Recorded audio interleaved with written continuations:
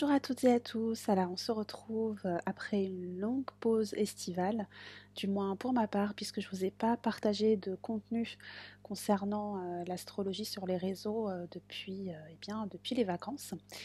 Donc c'était une rentrée très chargée pour moi, donc j'ai malheureusement pas pu en tout cas vous proposer des vidéos. Donc voilà, en tout cas j'espère que vous avez passé une belle rentrée, que vous vous préparez à accueillir les énergies de l'automne en toute douceur. Et justement, on va regarder un petit peu le thème de cette pleine lune qui va se dérouler donc ce vendredi 29 septembre dans l'axe Bélier-Balance. Alors, euh, on arrive donc à cette période d'équinoxe d'automne. On va être donc avec l'entrée du soleil dans le signe de la balance, dans cette recherche donc d'équilibre, d'harmonie. Donc c'est une période qui va nous faire rentrer progressivement, on va dire, on va rentrer progressivement dans une phase où la lumière se fera de moins en moins présente. Donc c'est aussi symboliquement un temps pour pouvoir justement se replier en fait à l'intérieur de soi, en tout cas, essayer voilà, de ralentir un petit peu le rythme et de trouver un nouvel équilibre qui nous permet justement voilà, peut-être de prendre un petit peu plus soin de nous, d'être un peu, voilà, forcément plus à l'intérieur, hein, même dans notre rythme de vie.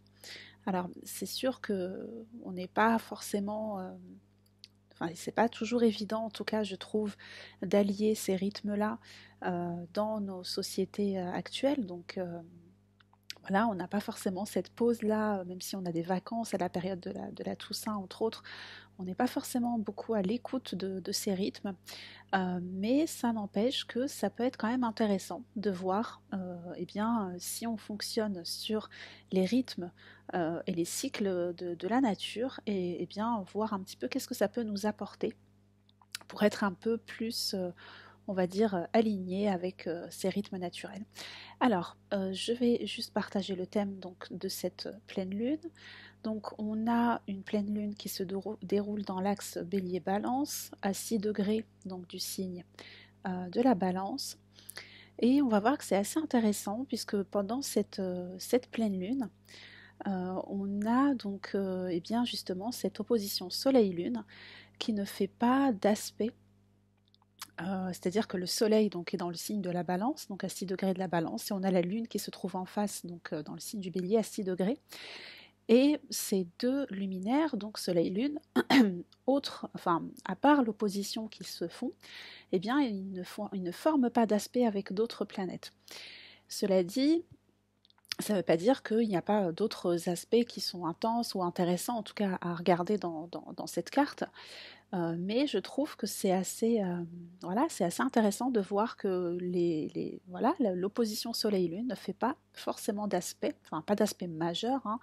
Euh, donc on va voir comment en fait le message de cette pleine lune va pouvoir être eh bien véhiculé peut-être justement par les maîtres donc de cette pleine lune. Donc on a donc le soleil en balance maîtrisé par Vénus et donc la lune en bélier maîtrisée par Mars. On a donc un Mars qui se trouve donc dans le signe de la balance, qui est donc dit en exil, puisqu'il maîtrise donc le signe d'en face. Et donc ce Mars est en aspect donc de conjonction avec le nœud sud. Donc là, on va voir que cet aspect-là, il est assez intense aussi, puisqu'on a le carré, on a un carré qui est formé aussi avec Mars et Pluton. Et on va voir en fait que eh bien, pour une lunaison, en tout cas un cycle qui va nous parler justement de rééquilibrer donc nos relations, hein, on est dans l'axe Bélier-Balance, mais aussi rééquilibrer tout ce qui est en lien avec notre positionnement, notre capacité à prendre notre juste place, mais aussi à être dans l'action, à agir, à être dans une impulsion justement enfin, la pulsion du bélier en fait, pour pouvoir avancer dans la spontanéité. Eh bien, ce Mars en balance, voilà, on pourrait un peu se questionner sur cette position voilà, en se demandant justement eh bien, quelle est la manière en fait d'agir euh, qui serait la plus juste la plus alignée avec nos valeurs. Alors, on va voir aussi que cet aspect-là de Mars, eh bien, en dehors donc, du carré à Pluton, il est aussi donc en aspect de sextile à Vénus. Donc Vénus qui maîtrise cette lunaison, Mars aussi. Et Vénus est toujours en Lion. Et donc cette conjonction Nœud-Sud-Mars est en aspect de sextile à Vénus. Alors, Vénus, il faut quand même reprendre un petit peu les aspects, en tout cas à mon sens, c'est quand même intéressant de regarder ce parcours de Vénus durant cet été, justement sa position en Lion, qui a duré donc pas mal de temps, qui continue encore là sa course en Lion, donc on sait que Vénus est sortie de sa boucle de rétrogradation, mais elle est toujours quand même en aspect à Uranus. Donc Vénus en Lion, elle nous a quand même, nous a quand même proposé cet été, en tout cas avec cette phase de rétrogradation, de pouvoir peut-être réinitialiser certaines valeurs. Euh, Elle nous a aussi permis de nous questionner sur des thématiques en lien avec ce qui nous offre de la joie, ce qui remplit, on va dire, notre cœur, en tout cas ce qui le nourrit, mais aussi notre manière, en fait, quelle est la manière que l'on a de nous sentir unique, créatif, accompli. Donc, toutes ces thématiques-là, en fait, que Vénus a pu faire ressortir, on va dire, avec sa position en Lion et notamment sa phase de rétrogradation, eh bien, c'est peut-être là pour le coup, donc ce travail sur les valeurs, mais aussi bien sûr sur les relations, sur l'amour aussi, on est dans le signe du Lion. Euh, eh bien là, c'est peut-être un moment intéressant pour justement aller de l'avant et aller justement incarner en fait ces nouvelles valeurs. Alors, pourquoi je dis incarner ces nouvelles valeurs? Parce qu'à mon sens, le fait que Vénus soit en trigone avec le nœud nord, eh bien, elle nous donne une direction, en tout cas un cap vers lequel s'engager. Euh, et donc, elle nous permet en fait justement de voir s'il y a des choses qui n'étaient pas alignées ou est-ce qu'il y a des compréhensions qu'on a pu avoir cet été, notamment sur ce que j'ai mentionné là, que ce soit les relations, l'amour ou notre propre valeur. C'est peut-être le moment justement de passer à l'action et d'aller incarner ce nouveau positionnement, cette nouvelle manière de nous relier, mais aussi d'entrer en relation, donc avec nous-mêmes, mais aussi avec les autres. Voilà, donc cet aspect-là, donc de Mars conjoint nœud sud, donc en balance, en sextile à Vénus, Vénus en Lion, en trigone au nœud nord en bélier, c'est un aspect, à mon sens, qui vient justement nous proposer d'aller en fait voir quelles étaient les anciennes manières peut-être que l'on avait de fonctionner ou les anciennes manières que l'on avait d'agir, justement de prendre sa place, de trouver aussi un, un espace dans les relations, euh, aussi peut-être en lien avec qu'est-ce qui nous tient à cœur, est-ce qu'il y a des projets, est-ce qu'il y a des choses qui nous animent, mais pour lesquelles en fait on n'avait peut-être pas d'énergie jusque-là. Alors, à mon sens, c'est pas forcément qu'on n'avait pas d'énergie ou de motivation. Moi, je le relierais peut-être plutôt au fait qu'il y avait une problématique de considération de valeur personnelle, dans le sens où on n'avait peut-être pas une bonne estime de soi, où on n'avait peut-être pas justement cette jauge de confiance ou de reconnaissance en fait de ses propres talents pour pouvoir les incarner. Donc là, on passe vraiment à un moment intéressant puisqu'on a aussi, on va dire, un peu en background de toutes ces énergies, beaucoup d'énergie quand même de terre. Euh, donc on a aussi la conjonction Jupiter-Uranus qui est en taureau, qui est bien aspectée aussi avec Mercure qui est dans le signe donc, de la Vierge, donc qui est en domicile, et tout ça au trigone de Pluton en Capricorne. Donc vous voyez, c'est quand même une phase qui est assez assez propice au fait d'aller justement se mettre en action pour matérialiser des choses.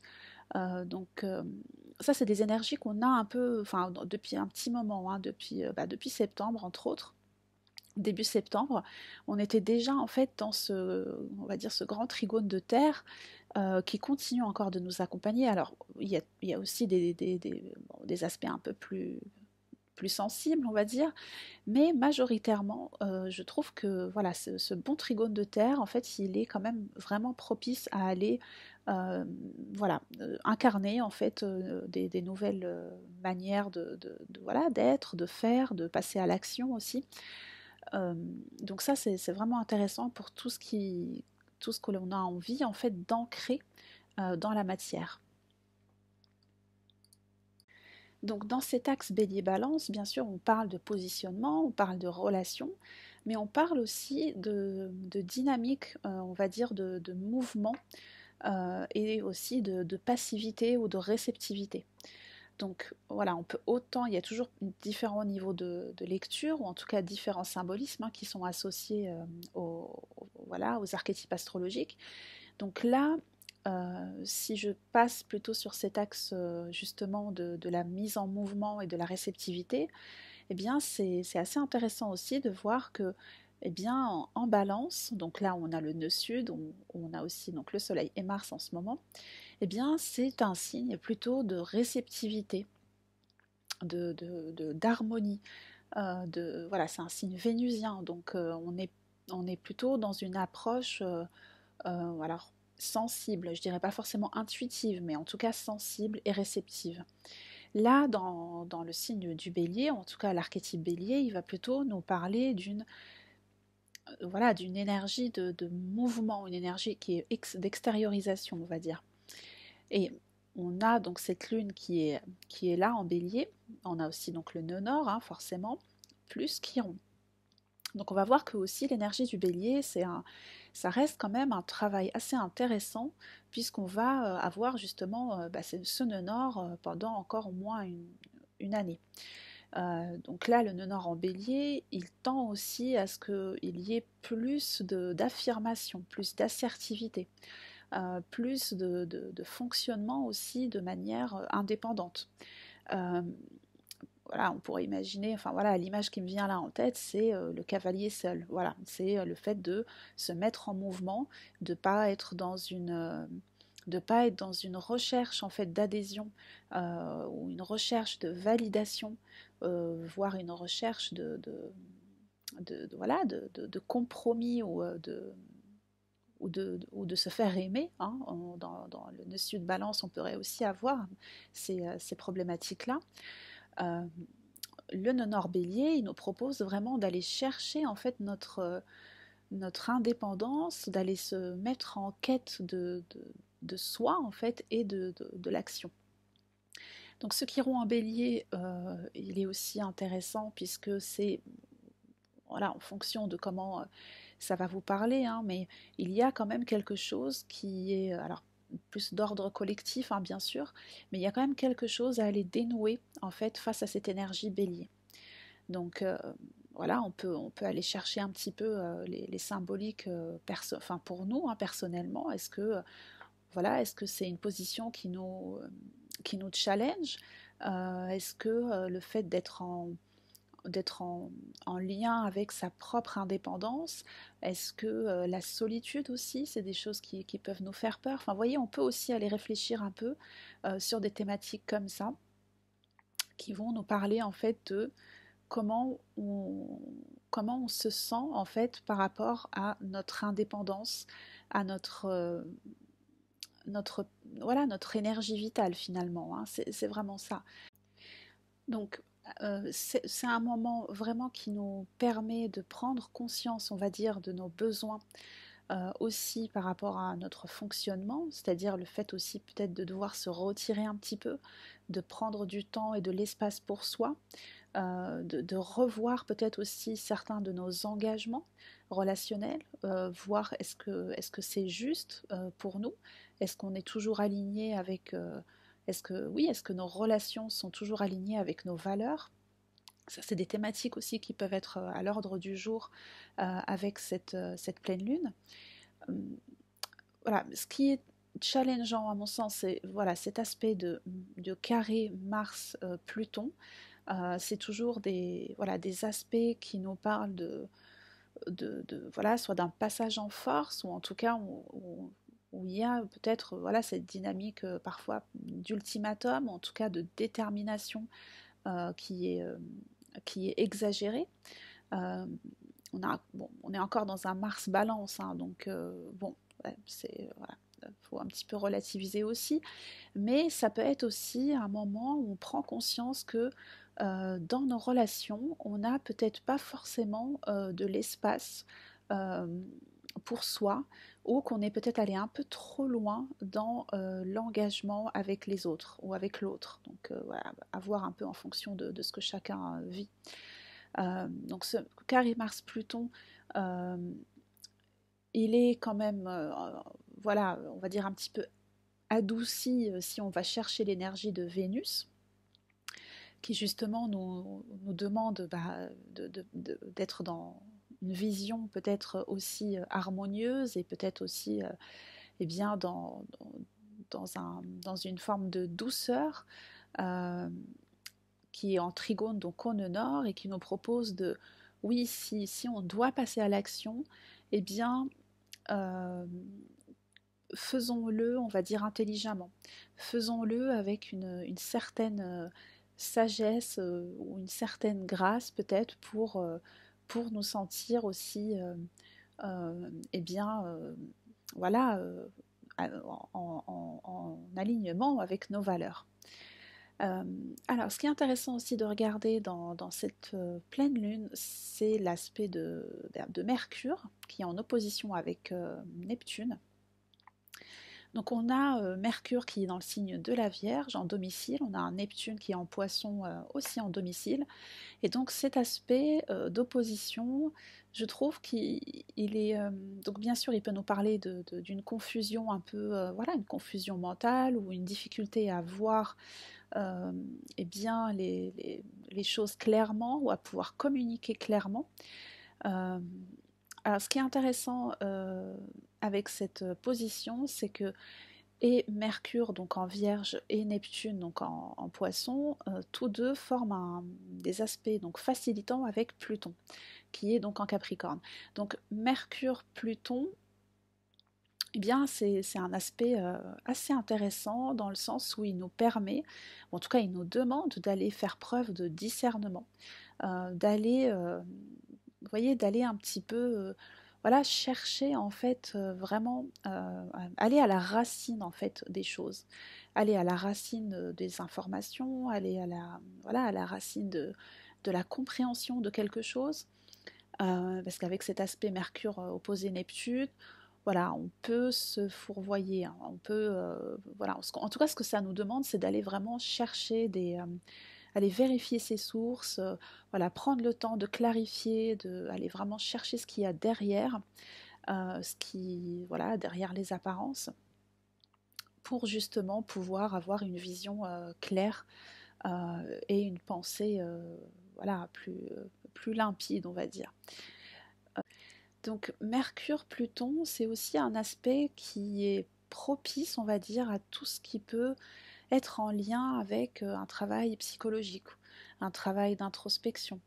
Euh, donc voilà, ça peut aussi nous aider en fait à aller chercher justement voilà, essayer de mettre un peu de lumière sur voilà, des zones d'ombre, ou peut-être aussi aller explorer en tout cas nos fonctionnements intérieurs euh, pour, voilà, pour être plus en paix, en tout cas avec notre mental, notre manière de voir le monde. Voilà, donc c'est un aspect qui est aussi relié à Uranus, hein, ce Mercure en Vierge. Donc voilà, il y a vraiment une ouverture aussi possible vers d'autres niveaux de conscience, d'autres manières de comprendre les choses, avec on va dire une vision qui est plutôt orientée vers le futur, vers voilà, les futurs potentiel, vers le futur souhaitable. Donc voilà, c'est un aspect qui est vraiment intéressant si on a envie voilà, de travailler sur sa créativité ou de pouvoir justement aller explorer en fait des zones difficiles et que l'on souhaite voilà, faire un travail thérapeutique. Ça peut être aussi, ça peut être aussi intéressant de l'utiliser dans ce sens. Voilà. Donc pour résumer, on est dans un cycle lunaire qui nous demande de trouver en fait une forme d'équilibre donc intérieur, extérieur, donc intérieur avec nous-mêmes, avec notre positionnement, notre manière d'agir, notre manière de prendre notre place dans le monde, extérieur aussi par rapport à nos relations, par rapport à notre positionnement dans les relations, de voir eh bien, quand est-ce que l'on est trop peut-être trop engagé en fait dans des relations qui, eh bien, pour lesquelles on aurait quand même besoin d'avoir un espace pour soi. Le carré, donc Mars-Pluton, eh bien, il vient challenger pour justement nous permettre de nous questionner sur qu'est-ce que l'on pourrait transformer dans notre manière d'agir, donc dans nos relations. Euh, on a donc l'aspect aussi de Vénus carré Uranus, hein, dont on avait déjà parlé l'été dernier, qui est un aspect voilà, qui nous demande aussi de nous libérer de tout ce qui ne nous convient pas, de toutes les relations peut-être qui ne sont plus justes pour nous, mais c'est surtout aussi, bon, en fonction des niveaux de lecture, hein, mais c'est surtout aussi, je trouve, une manière de pouvoir libérer en fait une force intérieure et une, une, une manière en fait de se relier à sa propre valeur. Vous voyez, on n'est pas forcément obligé de, entre guillemets, hein, je dis de subir en fait les aspects par voilà, par de l'événementiel. Hein. On peut aussi, en conscience, essayer de faire aussi un travail euh, intérieur pour comprendre en fait, eh bien, qu'est-ce qui a besoin d'être libéré. Vous voyez, quand on voit Vénus carré Uranus, si on est dans une lecture, on va dire, voilà, on va dire à la lettre, hein, on va parler beaucoup de rupture relationnelle, de rupture amoureuse. Oui, c'est une possibilité, bien sûr, mais ça peut être aussi une rupture avec une ancienne manière de fonctionner dans nos relations, une rupture avec une ancienne perception de notre valeur personnelle. Voilà. En tout cas, ça nous demande des réajustements.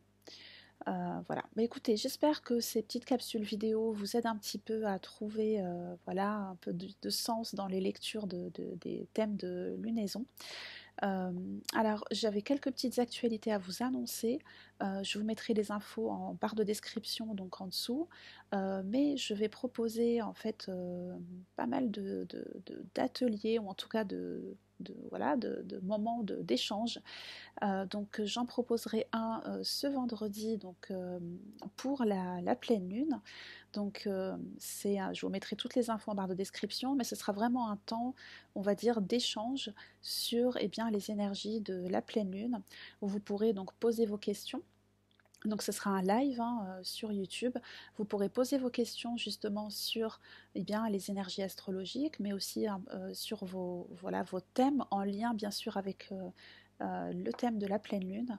Donc c'est pas un espace de consultation, hein, c'est vraiment un espace d'échange parce que ça me ferait vraiment plaisir aussi de pouvoir eh bien, avoir vos expériences, vos ressentis, et de pouvoir aussi vous apporter des éclairages un petit peu plus précis justement que dans que dans les thèmes de pleine lune qui sont quand même des lectures assez collectives. Voilà, je m'arrête là, j'espère en tout cas que, voilà, que ces petites capsules vous aident et surtout je vous souhaite un très très beau cycle lunaire, prenez tout bien soin de vous, à très bientôt.